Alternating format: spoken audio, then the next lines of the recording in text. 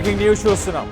ఒంటరిగా ఉండలేకపోతున్నా అంటూ ప్రియాంక తిరుపతి నుంచి ప్రియాంక తన ప్రాణాలను అర్పించేసింది. ఇటు తిరుపతిలో ప్రాణాలు తీసుకున్న యువతి ప్రియాంక తిరుపతి అలిపిరి పోలీస్ స్టేషన్ పరిధిలోని తిమ్మయ్యనాడు పాలెంలో ఈ ఘటన చోటు చేసుకుంది. ఇరిగేషన్ డిపార్ట్మెంట్లో పనిచేస్తున్న ప్రియాంక తల్లిదండ్రులు లేకపోవడంతో ఒంటరి జీవితాన్ని భరించలేక ఈ ఘాతుకానికి పాల్పడింది. ఆ ఫోటోలో చూస్తే ఆ అమ్మాయిని చూస్తే అసలు ఏమాత్రం తనకి మానసికంగా ఇంత బాధ ఉన్నది అన్నట్టు ఏమాత్రం అనిపించట్లేదు. చాలా అందంగా అలాగే చాలా హ్యాపీగా నవ్వుతూ ఆ స్మైల్తో పాటు ఉన్న ఆ ప్రియాంక ఇటు ఒక గవర్నమెంట్ జాబ్ చేస్తుంది. ఇరిగేషన్ డిపార్ట్మెంట్లో గవర్నమెంట్లో ఒక మంచి జాబ్ సంపాదించింది. అంతా బాగానే ఉంది లైఫ్లో. కానీ తన ఫ్యామిలీ తనతో లేదు, తన తల్లిదండ్రులు లేరు, తనకంటూ ఎవరు లేరు అన్న బాధతో మొత్తానికైతే తను ప్రాణాలు తీసుకున్నట్టు తెలుస్తుంది. సో ఒక్కసారి మనం ప్రియాంక ఇమేజ్ని ఆ ఫోటోని మనం చూడొచ్చు. చాలా క్లియర్గా హ్యాపీగా కనిపిస్తుంది, అందంగా కనిపిస్తుంది. తను మరి తల్లిదండ్రుల మీద తల్లిదండ్రుల నుంచి వచ్చే ఆ ప్రేమని మిస్ అవుతుందా? దానివల్లే ఇలాంటి ఒక డెసిషన్ తీసుకుందా? తను పెళ్లి చేసుకున్న తనకంటూ ఒక సొంత ఫ్యామిలీ ఉండేది కదా. మొత్తం మీద ఇటు ప్రియాంక ఇలాంటి డెసిషన్ ఎందుకు తీసుకుందని ఇప్పుడు ప్రస్తుతానికి సోషల్ మీడియాలో చర్చ నడుస్తుంది. ఆ ఇరిగేషన్ డిపార్ట్మెంట్కి సంబంధించిన వ్యక్తులు కూడా ఒక్కసారిగా షాక్ అయిపోయారు. తమతో పాటు ఇన్నాళ్ళు పనిచేసిన ప్రియాంక ఎంతో హ్యాపీగా ఉండేది, చాలా సరదాగా అందరితో మాట్లాడుతూ ఉండేది. అలాంటి ప్రియాంక ఇలాంటి ఒక డెసిషన్ తీసుకుంటుందని మేము అస్సలు కల్లో కూడా ఊహించలేదంటూ ఇటు తనతో పాటు వర్క్ చేసే తన కొలీగ్స్ చెప్పుకొస్తున్నారు. అసలు ప్రియాంకకి తల్లిదండ్రులు లేరు అన్నదే మెయిన్ రీజనా, మెయిన్ కాజా? ఇంకా కారణాలు ఏమైనా ఉన్నాయా? అసలు ఎందుకు ఇలాంటి ఒక డెసిషన్ తీసుకుంది? మంచి గవర్నమెంట్ జాబ్ చేస్తుంది, వెల్ ఎడ్యుకేటెడ్, చూడ్డానికి కూడా చాలా అందంగా ఉంది.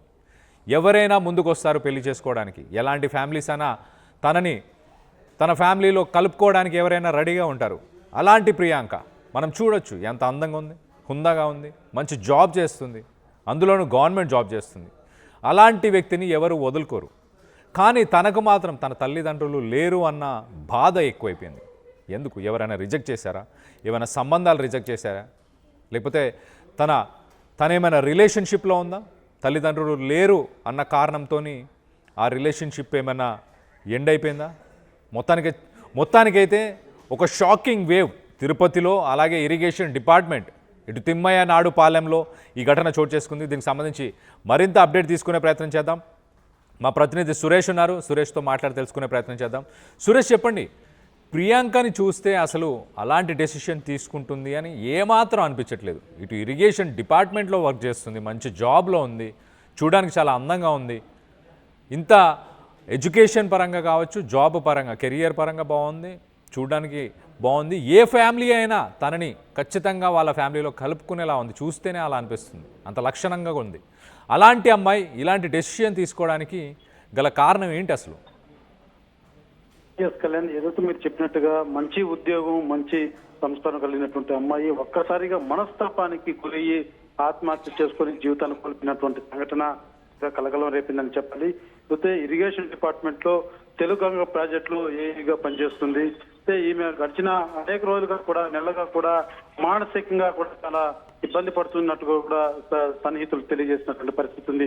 గతంలో కూడా ఒకసారి సూసైడ్ అటెంప్ట్ ప్రయత్నించింది. అయితే ఫ్రెండ్స్ అంతా, కొలీగ్స్ అంతా కూడా నచ్చజెప్పడం, లైఫ్ అంటే ఇంకా ఉంది, ఎందుకు ఇలాంటి తొందరపాటు నిర్ణయాలు తీసుకోవడం అంటూ కూడా ఫ్రెండ్స్ చెప్పడంతో అక్కడి నుంచి కూడా ఆమె జీవితం కొంత మార్చి పూర్తిగా తెలిసిపోయేలా కూడా బాగా వ్యవహరించింది. అయితే ఒక్కసారిగా మరలా తను హ్యాంగింగ్ చేసుకోవడం, మరణించడం పట్ల సన్నిహితులు మాత్రం కన్నీటి పర్వతం అవుతున్నారని చెప్పాలి.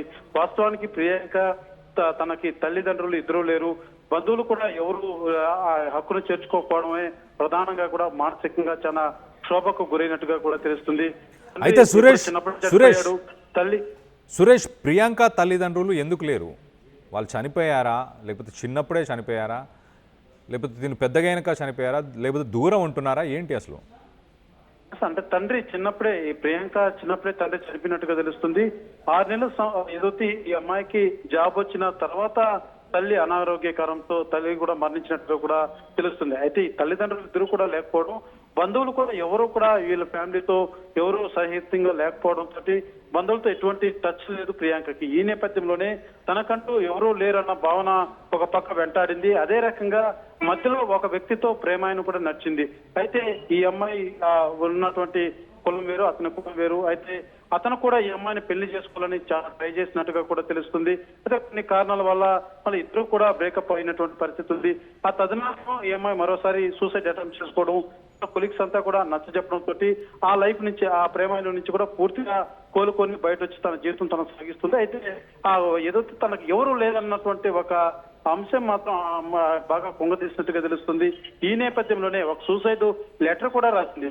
నా చావుకు ఎవరు కారణం కాదు, నాకు ఎవరూ లేరు, నేను ఈ సమాజంలో బతకలేకపోతున్నాను అంటూ కూడా కన్నీటి పర్వతవుతూ ప్రియాంక ఒక లెటర్ కూడా రాసినట్టుగా కూడా పోలీసులు మనకు తెలియజేసినటువంటి పరిస్థితి ఉంది. కేవలం తన మంచి ఉద్యోగం చేస్తున్నా కూడా, మంచి లైఫ్ ఉన్నా కూడా తనకంటూ, నా జీవితానికంటూ నా అనే వాళ్ళు ఎవరు లేదు అన్నది ప్రధానంగా ప్రియాంకని కొంగతీసినట్టుగా తెలుస్తుంది. ఈ నేపథ్యంలోనే మనస్తాపం చెంది హ్యాంగింగ్ చేసుకున్నట్టుగా కూడా తెలుస్తుంది. ప్రధాన అంశం ఏంటంటే ఈ అమ్మాయి ఇన్నిసార్లు నా జీవితం వద్దనుకున్న ప్రతిసారి కూడా ఆమెతో చదువుకున్నటువంటి వారు కావచ్చు, ఆమెతో పనిచేసేటువంటి కొలీగ్స్ కావచ్చు, ఆమెను ఎంతో మోటివేట్ చేసి కూడా ఆమెకి భరోసాగా ఉన్నారు. వారినే ఇన్ని రోజుల పాటు ఉన్నట్టుగా కూడా ఆ లెటర్ లో ప్రియాంక తెలియజేసినట్టుగా కూడా తెలుస్తుంది. వారి సపోర్ట్ తోనే ఇన్ని రోజులు నేను బతికగలిగాను, ఉన్నాను, నాకంటూ ఎవరైనా ఉన్నారంటే ఫ్రెండ్స్, నా కొలీగ్స్ అంటూ కూడా ఆ లెటర్ లో తెలియజేసినట్టుగా ఉంది. అంటే ప్రధానంగా లేరన్న భావన మాత్రం ఆమెను కొంగతీయడంతో ఈ రకంగా మనస్తాపానికి గురయ్యి సూసైడ్ చేసుకున్నటువంటి పరిస్థితి కలేదు. సురేష్, అయితే ఇక్కడ గమనించాల్సిన విషయం ఏంటంటే గతంలో ఈమెకి ప్రియాంకకు ఒక బాయ్ ఫ్రెండ్ ఉండడం, ఆ రిలేషన్షిప్ కూడా ఇప్పుడు బ్రేక్ అయిందని మీరు చెప్తున్నారు.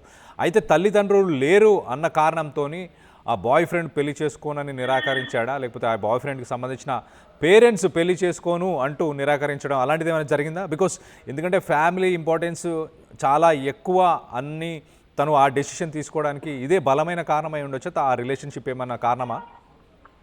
అంటే ఈ మనస్తాపం చెందినటువంటి అంశాల్లో అది కూడా ఒక కారణమే. అయితే ఆ అంశం నుంచి కూడా పూర్తిగా కోలుకోవడం జరిగింది. ఏదైతే ఒక అబ్బాయిని ప్రేమించింది, ఆ అబ్బాయి కూడా ఈమెను ప్రేమించింది, ఇద్దరు కూడా పెళ్లి చేసుకోవాలనుకున్నారు.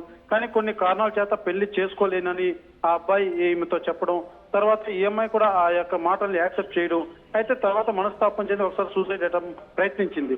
ఆ ప్రయత్నించినటువంటి తరుణంలోనే కొలీగ్స్ ఎవరైతే ఉన్నారో వాళ్ళు కావచ్చు, క్లాస్మేట్స్, ఫ్రెండ్స్ వీరంతా కూడా కాపాడి ఆ అమ్మాయికి తెలియజేశారు, ఇలా కాదు, ఇంకా లైఫ్ ఉంది, ఎందుకు ఇలాంటి నిర్ణయాలు ఉంటే ఆమె కూడా ఆ ప్రేమ వ్యవహారాన్ని కూడా మొత్తం అవగాహన చేసుకుని కరెక్టే, అతను చెప్పినటువంటి మాటలు, తను ప్రేమించినటువంటి విధానం పట్ల ఏదైతే కొన్ని అంశాలు ఆ ప్రియాంక కూడా అంగీకరించి, సరే ఇంకా నాకు అతనితో ఏమీ వద్దు, నా లైఫ్ నేను ఇంకా బతుకుంటానని కూడా తెలియజేసినటువంటి పరిస్థితి ఉంది. అయితే ప్రేమాయణంలో ఒక అండర్స్టాండింగ్ ఏదైతే ఈ అమ్మాయి కూడా ఎందుకు అతను పెళ్లి చేసుకోలేకపోతున్నాడు అన్న క్లారిటీ ప్రియాంకకు ఉంది. అదే రకంగా ఎందుకు అన్నటువంటి చేసుకోవాలన్నటువంటి భావన ప్రియుడికి ఉంది. అయితే క్లారిటీ ఏదైతే కొన్ని సమస్యలు, వాళ్ళ కుటుంబ సమస్యలు, బహుశా మరి అబ్బాయి నుంచి ఏమైనా సమస్యలు ఏమో తెలియదు, కానీ ఈ నేపథ్యంలో ఈ అమ్మాయి కూడా యాక్సెప్ట్ చేసింది.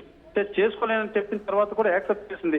అయితే ఈ ప్రధానంగా కుటుంబ సభ్యులు, నానటువంటి కుటుంబ సభ్యులు లేకపోవడం, తన పక్క ప్రేమించినటువంటి వ్యక్తి కూడా దక్కపోవడంతో కూడా కొంత మనస్తాపానికి గురైనటువంటి పరిస్థితి కూడా ఉంది.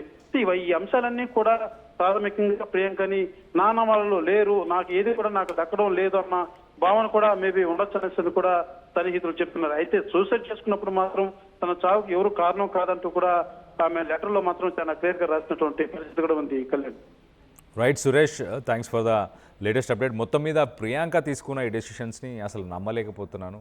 మొత్తానికైతే తన ఫ్యామిలీ లేకపోవడం వల్ల ఇటు తన రిలేషన్షిప్ బ్రేక్ అవ్వడం, ఎట్ ద సేమ్ టైం తన తండ్రి మాత్రం చిన్నప్పుడే చనిపోయాడు, తను చిన్నగా ఉన్నప్పుడే చనిపోయాడు. కానీ తల్లి మాత్రం తను జాబ్ చేస్తూ ఇరిగేషన్ డిపార్ట్మెంట్లో ఒక మంచి స్థానంలో ఉన్న సమయంలో తల్లిని కూడా కోల్పోయింది. ఒక్కసారిగా తల్లిని కోల్పోయిన తర్వాత చాలా షాక్కు గురై తను మానసికంగా చాలా వేదనను అనుభవించింది. గతంలో కూడా ఒకసారి ఇలాంటి ప్రయత్నం చేసినట్టు తెలుస్తుంది. కానీ అప్పుడు ఫ్రెండ్స్, కొలీగ్స్ వీళ్ళందరూ కూడా నచ్చి చెప్పారు, అంతా బాగానే ఉంది అనుకున్న సమయంలో ఒక ప్రియుడు ఒకరితోని రిలేషన్షిప్ డెవలప్ అయింది, ఒక బాయ్ ఫ్రెండ్ వచ్చాడు, ఆ రిలేషన్షిప్ కాస్త ముందుకు వెళ్తున్న సమయంలో మొత్తానికైతే మళ్ళీ అక్కడ కూడా తల్లిదండ్రులు లేరు అన్న పాయింట్ రావడం, ఆ విషయంతో ఆ రిలేషన్షిప్ కూడా బ్రేక్ అయిపోయింది. సో మొత్తానికైతే దాని తర్వాత ప్రియాంక మళ్ళీ ఇలాంటి డెసిషన్ తీసుకుంటుందని తన కొలీగ్స్ అస్సలు ఊహించలేదు. తను దీనికి సంబంధించి ఒక లేఖని రాసి ఆ లేఖలో కూడా చాలా క్లియర్గా ఎవరు బాధ్యులు కారు, నేను నా తల్లిదండ్రులను మిస్ అవుతున్నాను అంటూ తను రాసుకొచ్చింది.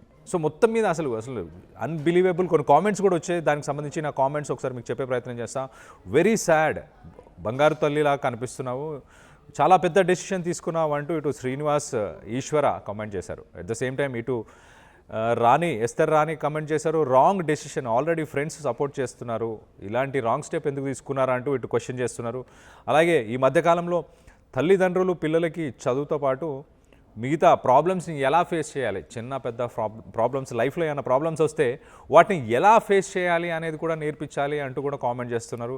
కానీ ఇటు ఒక గవర్నమెంట్ జాబ్, ఇరిగేషన్ డిపార్ట్మెంట్లో ఒక గవర్నమెంట్ జాబ్ సాధించగలిగారు అని అంటే కాంపిటేటివ్ ఎగ్జామ్స్ రాసి ఒక ప్రిపరేషన్ చేసి లైఫ్లో ఒక డిసిప్లిన్, ఒక డెడికేషన్, ఇవన్నీ ఉంటేనే అలాంటి సాధించగలుగుతారు. అంత స్ట్రాంగ్ మైండ్ సెట్ ఉన్న తర్వాత కూడా తల్లిదండ్రులు అలాగే చుట్టాలు ఎవరు తనతో లేకపోవడం, తనకు ఒక బ్యాక్ బోన్ లాగా ఎవరూ లేకపోవడం అనేది అసలు జీర్ణించుకోలేకపోయింది.